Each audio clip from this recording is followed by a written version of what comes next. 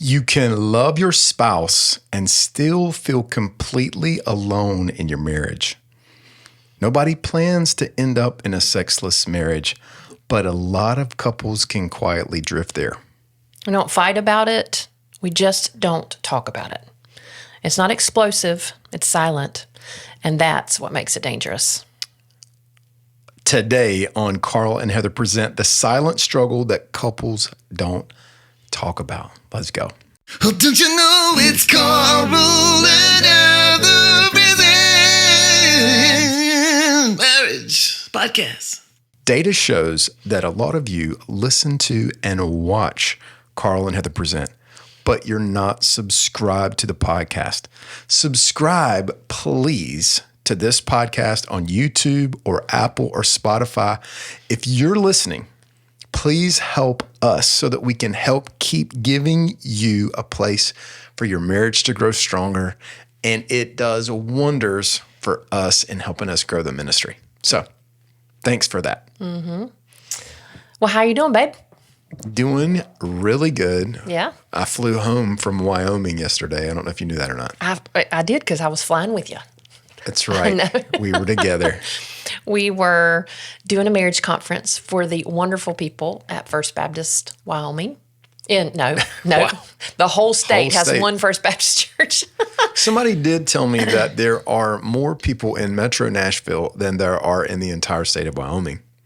I don't know if I could see that because there were a lot of people where we were, but just not, we did fly out of an airport with one gate, though. I've never had that happen. We were in Sheridan, Wyoming. Yes, First Baptist Church Sheridan. First Baptist Church Sheridan. Uh-huh. It was beautiful there. Wyoming is a gorgeous, and the only thing more beautiful than the place was the people. We loved being there. Yeah, it was great. And our boys were away at a camp while we were at church camp, while we were at a marriage retreat. And funny, we all kind of got back yesterday and we were connecting. And one of my sons said, Mom, are the marriage retreats that you guys go to and that you do, is that kind of like camp for adults? Which I thought was funny and insightful. Yeah. And I said, yeah. I said, why do you ask? He said, well, I like camp. I think it's a good thing and I want to keep doing it when I grow up. No. So I thought that was pretty cool. And we talked about how, just change of place and change of pace equals change in perspective. Uh-huh.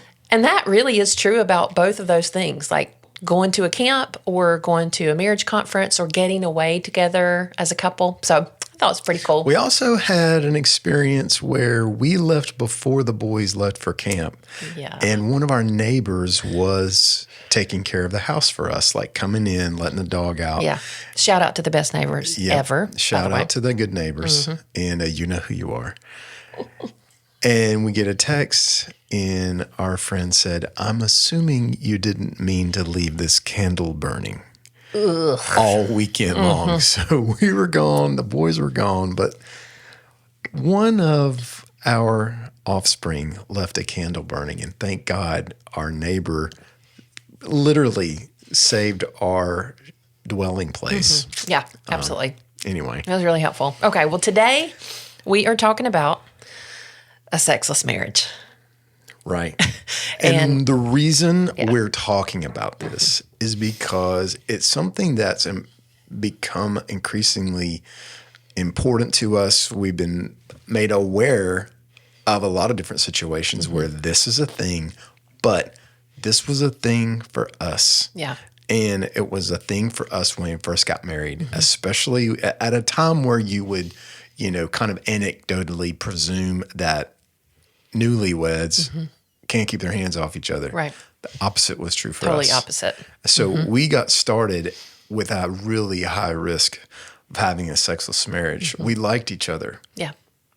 But we had some problems in that department. Yeah. And so we know we're not alone. Right. And we want to just keep the conversation going about it. Yeah. Okay, well, why don't we do this, though, before we jump into the whys and then what's the remedy and that kind of thing. Why don't we talk about the benefits of sex? That would be a fun way, I think, to start. Innumerable. So I'm going to let's talk about the physical ones, okay? Because more than just like some of the normal ones that you would think of, well, it feels good kind of thing. But data says that people who have sex once a week versus those who have sex once a year have a 49% decrease in all causes of mortality. That's half. That's almost half, right, of the mortality rate. So it's just like overall, you're going to be healthier. For every 100 orgasms a man has, there was a 13% increase in longevity, in his life, right? I think this is great. Should I keep going? Keep going. All right. It releases oxytocin, which is a bonding hormone. And before you think, well, that's just something in sex, it's actually not. Women who nursing moms, we release that as well when we nurse. So it's a way that God designed our bodies to feel connected with our babies. It's also a way that God designed our physical bodies so that we could feel connected with each other. And so there's this bonding hormone that's released, the oxytocin, that is released when we have sex. And so also it supports a healthy immune system. It increases your immune function, and it's linked to heart health and lower blood pressure. So Wow. we got that going for us. Well, let's keep going. It's not just physical. There are some emotional benefits as well. Yes. When you have sex, it builds emotional safety and closeness. It reinforces the idea that we're okay in a relationship.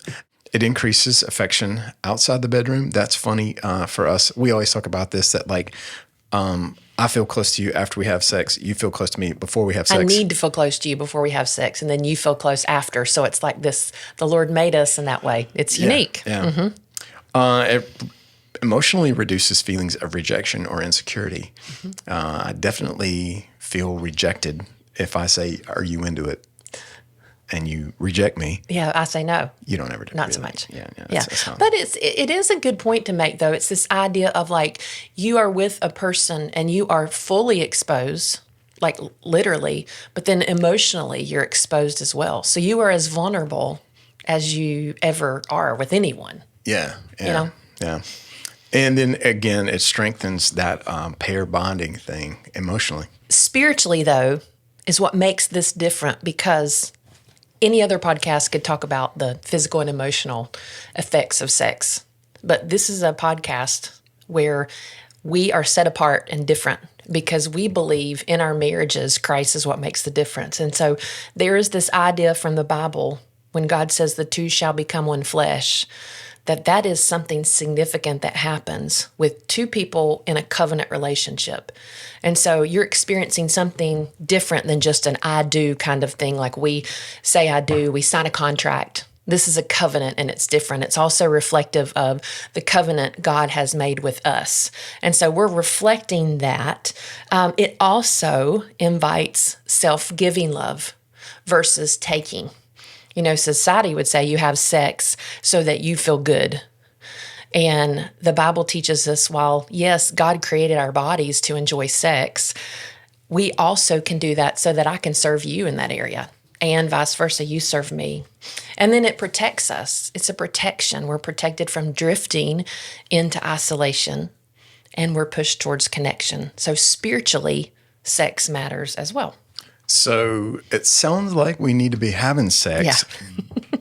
but, you know, Sometimes we're not. sometimes we're not. Right. And let's be clear. Just because you are having sex doesn't mean you necessarily have a healthy marriage. But when intimacy disappears altogether, something's off, because sex isn't the foundation of a marriage. It's a vital expression of a healthy one. So sex is a vital expression of a healthy marriage. If your marriage is based on sex alone, that's not a durable enough foundation. But if you have a marriage that is void of sex, it's something to pay attention to, and it's a reason to have a conversation. Yeah. So this episode is not for the couple who is unable to have sex, because we know in some cases that is the problem. That's true, yeah. It's for thousands of couples who wake up one day and find themselves in a sexless marriage. Mm-hmm. Two people who love each other, but they just drifted apart in this way, mm-hmm. and they've forgotten how to express it, because sex isn't the foundation of marriage, but it is an expression of a healthy marriage. Yeah. All right. So we need to talk about why this happens, though, because for some of us, it could be like you talked about earlier, from the onset.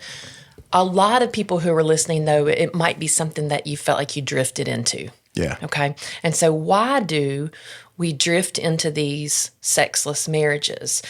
What would you say to that? Sexless marriage is probably, if I think about us, it was the symptom, but it was not the root of the issue. Say more about that. What do you mean when you say it's a symptom? Well, for a lot of people, it's not that they don't want intimacy, but it's that there's another thing below the surface that's impacting their ability to connect on that level and be that vulnerable. Sex can end up feeling risky and too vulnerable because there either needs to be trust that's established. There's past hurts that are impacting the present moment.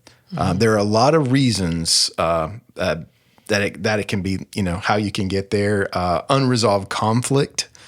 We have an episode about conflict, episode 3 of this podcast. We first got started talking about resolving conflict. Unresolved conflict is a cancer to a relationship, and certainly is a cancer to your sex life. Sure. And then I think we can drift into a sexless marriage just because we don't prioritize it, because work demands, kids demands, just a long to-do list of things that are piling up. The yard has to be mowed, but the weed eater has to be fixed. I mean, I'm talking real time for us right now. Asking for a as friend. the grass grows head high at my yard. Hey, neighbors, you're listening. Yeah. It's just we overbook ourselves and we give our spouse the leftovers. Right. And that ends up being like something else becomes more important, and I stop pursuing you and you stop pursuing me. And the next thing you know, you wake up and it's like, oh, it's been a long time since we had sex. I think about the loss of pursuit thing, because things can kind of get a little, I don't know, the longer you've been married, just kind of same old, or maybe a little stale in the bedroom. I was at a marriage conference a while back, and sometimes it's just you and I speaking, and then sometimes we'll speak with another couple. And I was listening to this woman. We were doing a women's session. I was listening to her part, and gosh, I learned so much from just sitting and listening to those women. And she said, hey, some of you, and she was just speaking frank, she said, some of you need to up your game for dressing in the bedroom. Like your pajamas are terrible. And she said, you're wearing ratty old T-shirts with holes in them. And I immediately went to these pants that I call my bear pants. We call them leisure pants. And I'm like, I can't wait to get in my bear pants. I've had these pants for maybe 15 years. They have little bears on them. Yes, but they also have paint on them because I've painted in them. And they're stretchy enough to where I can wear them by myself. You and I could wear them together comfortably. And sometimes I think, I can't wait to curl in bed and get in my bear pants. But I don't think, I was challenged by that, because I thought, how attractive is a woman in 15-year-old ratty bear pants? And it's not to say that, every night it has to be this sensational thing, but it is to say and ask ourselves, and I'm asking this for me, am I making an effort in the areas that are important to you? Have I had a conversation with you about the areas that are important to you? Same goes for guys too. I can go from 0 to 100 pretty quick when it comes to this kind of thing, but it's the old microwave crock pot. If I think, and I like to have sex, and then 90 seconds later I could be like, let's go, but you are like, no, how about a little asexual touch? Right. How about you rub my shoulders or my feet? Or how about you send me a few texts throughout the day that are non-sexual, but they're affectionate? And how about layer a little bit of romance into this conversation versus asking me to go from 0 to 100 all the time? We both end up needing to speak a language that is not native to us. Yes. It's a difference between men and women. Yes. And it's an age-old conversation. Right. But if we, either one of us, become unwilling to move towards the other one, that's where the sexless marriage thing just starts to happen, because it's like humility and pride prohibit us from deeper connection to one another. So, Okay, so you brought up a good point. We're different. And even in that, sometimes there can be different reasons that we don't connect in our marriage. Like we can have a sexless marriage, but it might not be, your reasons might be different than mine. And so what do you think are some, I don't want to say male specific reasons, but maybe some differences just in the spouses? We may not be speaking each other's language. well, I think for me, as a man, if I feel rejected by you sexually, I'll get a little brittle about that, and move away from you. And I think sometimes you might feel pressured by me, Sure. or go from 0 to 100. Please and thank you. Let's go. And it's like this. No one wants to feel pressured. Right. So talk about then the intersection of what we just talked about with stress and schedules and maybe even things becoming a little bit stale because, we're just same old routine. Intersecting with rejection, what does that do for the male psyche or the male in general when there's this rejection, busyness, that kind of thing? You're basically come to realize I'm unwanted. I don't think she wants me. You know what I mean? Or for the female. I think everybody, male and female, that the common thread is people want to be wanted. Sure. You want to be desired. Yes. If you have these micro rejections over the course of a time, you get to this point where you're like, not going to try anymore. Why bother? Yeah. I think for the female, it might feel a little more like in the rejection standpoint of like, this is yet another expectation that somebody's imposing on me. So like I have expectations as a woman throughout the day of, can you do this for me? Can you get this for me? Can you meet this need? And then it's like, instead of feeling desired and wanted, it's like another expectation that sometimes it can feel like. Well, is it even like in your case, in the woman's case, like if you have kids and your kids are demanding, like Sure. I think they are hardwired to like, I'm going to get what I can from these people. They're not self-sufficient. Survival. But then by the time the husband shows up at the end of the day and he's like, hey, I'd like to put another little to-do thing on your list. And you get what I mean, intended. Yeah. Is it like, well, you're an adult.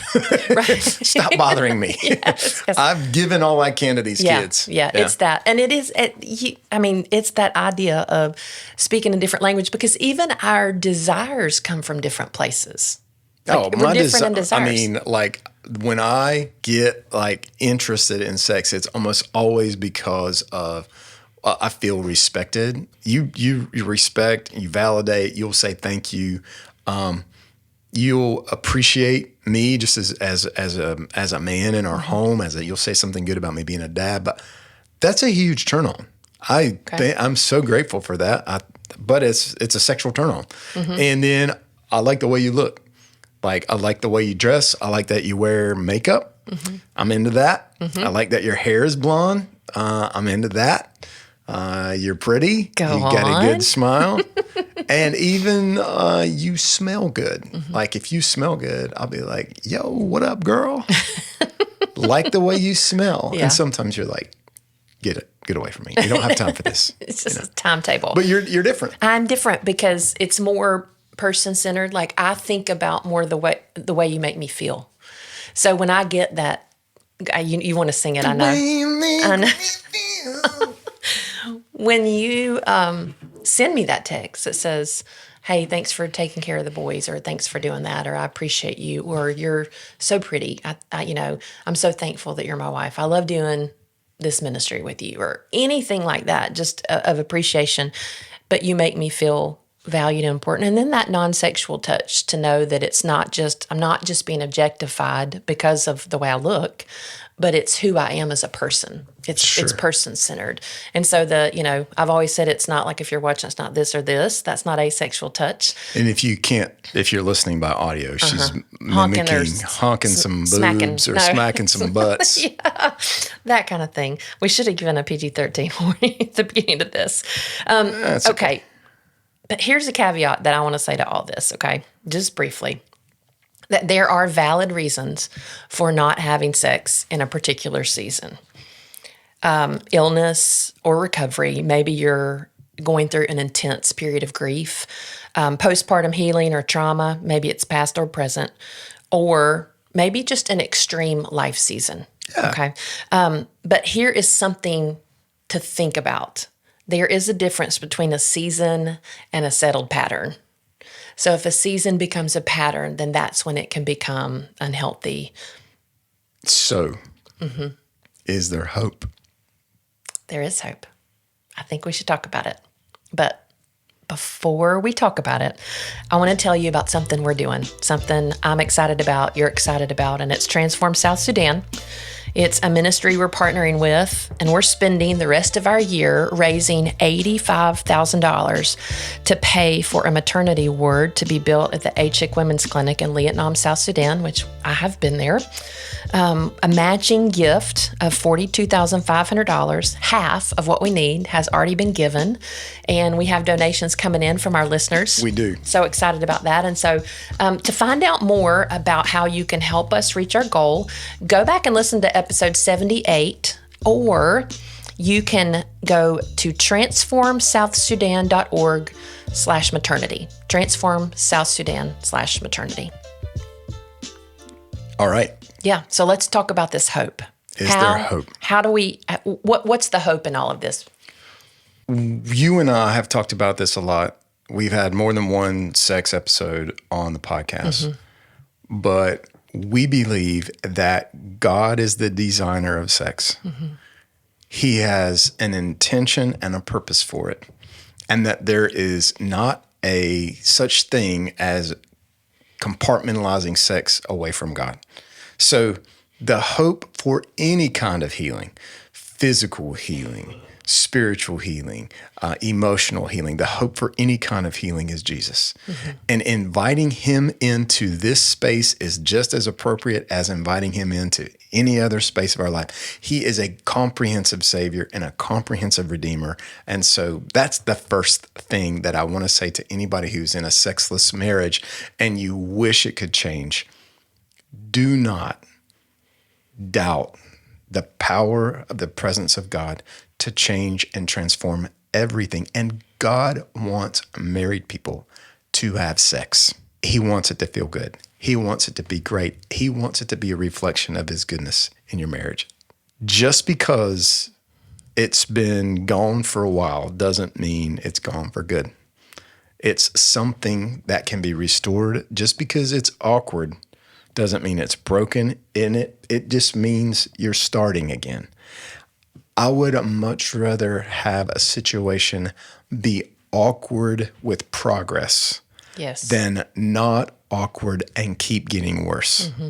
We've said this before. I like your way of doing it than my way of not doing it at all. And that's literally and figuratively in this case. Yeah. So let's just make some progress. Small steps toward each other amounts to something.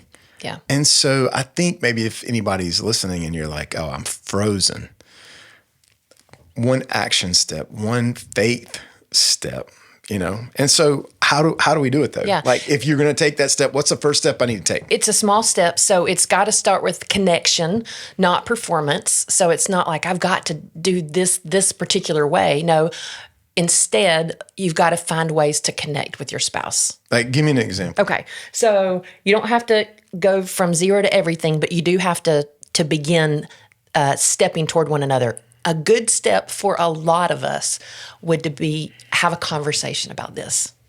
Because I've never talked about this with my spouse before, though. Maybe. And here's what I would encourage you, and we've said this before, but you don't work on your car when you're driving it, okay?